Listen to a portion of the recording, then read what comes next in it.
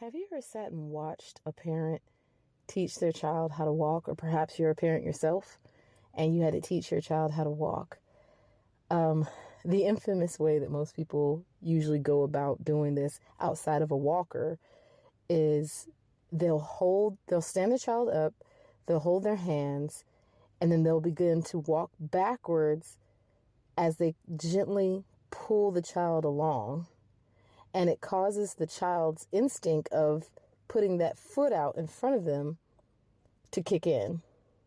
And after you do it for just a little bit and the child's looking at you and they're all happy and giggly like, babies do, then you gradually you take one hand away and then you take the other hand away. And for a brief moment, they appear to be walking on their own. And then they fall. Sometimes they fall because they realize, hey, you're not holding me anymore. And sometimes they fall just because, they haven't developed a great balance yet. But either way, they fall. Well, our walk with Yahuah is a lot like that baby learning how to walk. And that's what I'm going to talk about today. All right, let's get into it.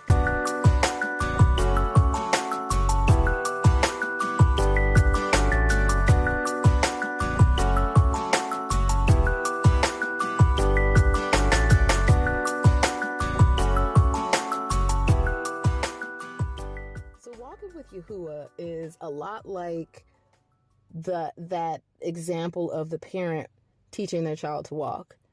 The parent knows and understands why they're doing what they're doing, the method that they're taking, and what it's going to produce.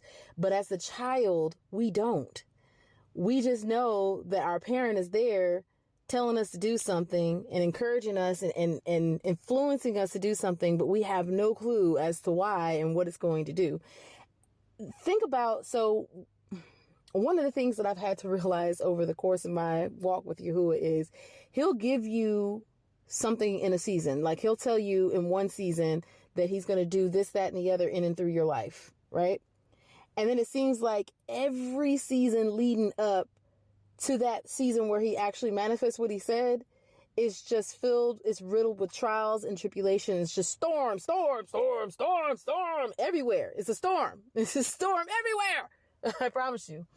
But that's because, first and foremost, the enemy is going to always attack the seed that was placed in you by Yahuah. But also because these storms, because we already know we have victory in Yahushua HaMashiach, but it's also because these storms are meant to produce a harvest in us. That's how Yahuah is cultivating us and teaching us to walk with him. You got to understand, he's not going to tell you that I'm going to do this, that, and the other in and through you, and then just do it, because you might wind up hurting yourself or someone else if you're not taught how to operate in the functions or in the giftings or in the callings and the anointings that he's placed on your life.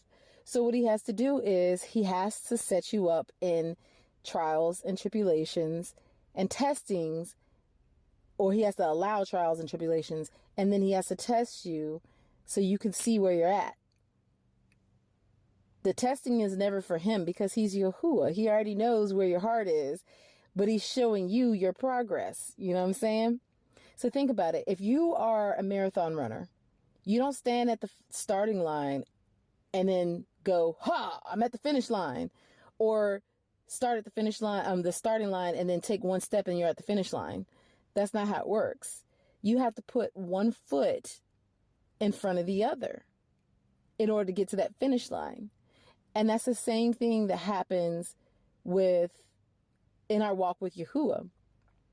So one of the scriptures that always comes to mind when I think about this is Matthew chapter 6. Now, in Christianity, they call it the Lord's Prayer. But, if you read what he says, he literally tells his Talmudim, his disciples, this is how you should pray.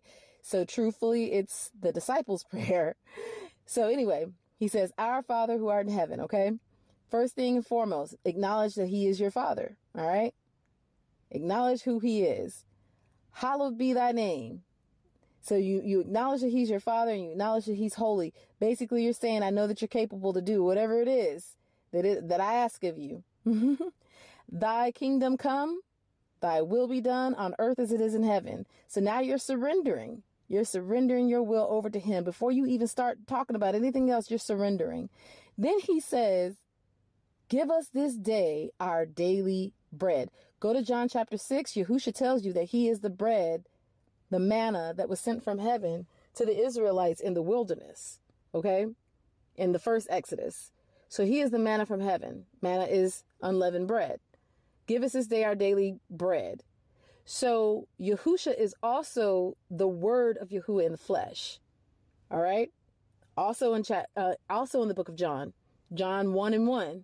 In the beginning was the word, and the word was with Yahuah, and the word was Yahuah. Okay. So we know that he is the word of Yahuah in the flesh. With that being said, he's telling you, ask him daily what it is he wants you to do. And then later on in Matthew chapter 6, he tells you, don't worry about tomorrow because tomorrow has enough worry of its own. You just worry about today. Okay. It's not our job to worry about a 5-year, 10-year, 20-year plan like they told us in the world. See, the world has a deadbeat father. That's what Satan is to the world. A deadbeat father. Yeah, he got all these kids, but he ain't taking care of them. And even the ones that he does give stuff to every once in a while, he still requires a lot from them. Like, we were forgiven and we have a lot of grace and mercy given to us from our father. But Hasatan, he counting every single thing that you got from him because he coming to collect. You know what I'm saying? He's a deadbeat. But Yahuah is not. So he's like, don't even worry about tomorrow. That's not your job. Your job is to worry about today and what I'm telling you to do today. Did you do what I asked? Did you do what I asked? You know what I'm saying? So he's telling you, ask what it is. Because check this out. If he told you that he's going to give you a spouse, he's going to start instructing you daily on the different things that you're supposed to do. And it might not make sense to you, just like the method that the parent is taking to help that child learn how to walk might not understand. You're like, why did you stand me up? And why are you holding both my hands like this? And why are you pulling me towards you while you're going back? That baby doesn't understand why the parent is doing what they're doing, but the parent understands why they're doing what they're doing. The baby doesn't even understand what walking is because they've never done it before. Just like we don't understand any of the things that Yahuah is calling us to do because we've never done it before. You know what I'm saying? So we have to trust and understand that our Father is our Father. He knows everything. He's the creator of all. He's omnipotent. He's omnipresent. And I always forget the other one, you guys, but he's all knowing. Okay. He's all knowing. Omnipresent. Is that the other one? It doesn't matter. Y'all know what I'm talking about prayerfully. And if you don't, then I apologize because apparently I don't seem to know what I'm talking about either. Anyway, he knows all things. So we have to trust him daily. Daily, we have to follow. Matter of fact, Shaul said, I die daily. You know what I'm saying? Every single day. And that goes back to the disciples' prayer because the first thing we had to do before we even asked him for our instructions for the day is we have to surrender to his will. He told us to surrender to his will and then we have to surrender to his will and then ask for his instructions. And I think it's kind of genius how Yahushua set that prayer up. You know what I'm saying? Like, because I remember in Christianity, a lot of us took that prayer so literal. Like we would literally pray the exact same words that he said. And he's like, nah, bruh, it's a whole concept. I'm just giving you an outline of how you're supposed to be praying, but you add in the words. You know what I'm saying? Don't say verbatim what I'm saying. Like, this is not Simon Says, but say, this is the outline of how you should be praying to him is basically what he was saying.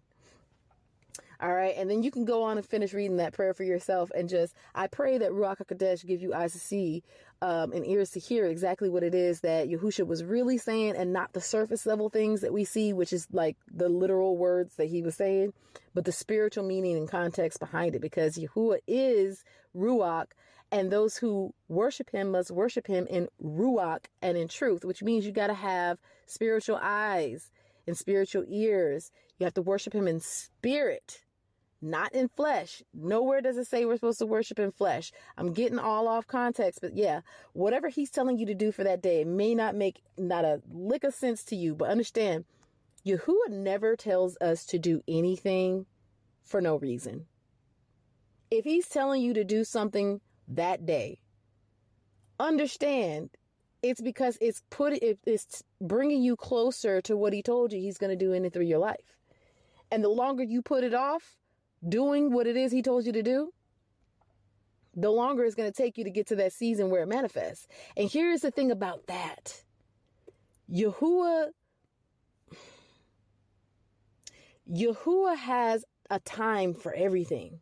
Ecclesiastes says there's a time for everything under the sun. Yahuah has a time for everything. Last thing you want to do is get to the season where you're supposed to be walking in that, walking in his manifested will, and you ain't walking in it because you was too busy doing what you wanted to do. I was reading the book of, was it Enoch? I think I was reading the book of Enoch, and he was talking about there was an angel that was in charge of the sun and an angel in charge of the moon. And, I started thinking, I was like, well, if that's the case, what if the angel in charge of the sun decided, you know what, I'm not going to do my job today. We'd literally be sitting in darkness, you guys, because the angel was like, bro, I'm good. I'll do it tomorrow. You know what I'm saying? Like, it's really that serious. It's really that serious. Because if we want to go and dwell with him in his Ruach kingdom, then we got to understand that there are angels already in his kingdom currently that when he speaks, they do. You know what I'm saying? And he's training and teaching us how to be like that. But our flesh is always getting in the way. That makes sense. That's the reason why in the disciples' prayer, Yahushua tells us that first we got to surrender our will over to his. So that our flesh won't get in the way when we get our ruachal instructions, our spiritual instructions from Yahuah. I pray that this makes sense. So yeah, going back to steps, whatever it is he's telling you to do, it doesn't make sense. I get it. But there are certain things that he's been telling me to do lately that, I've been doing them, but I'm just like, why you gotta be doing this?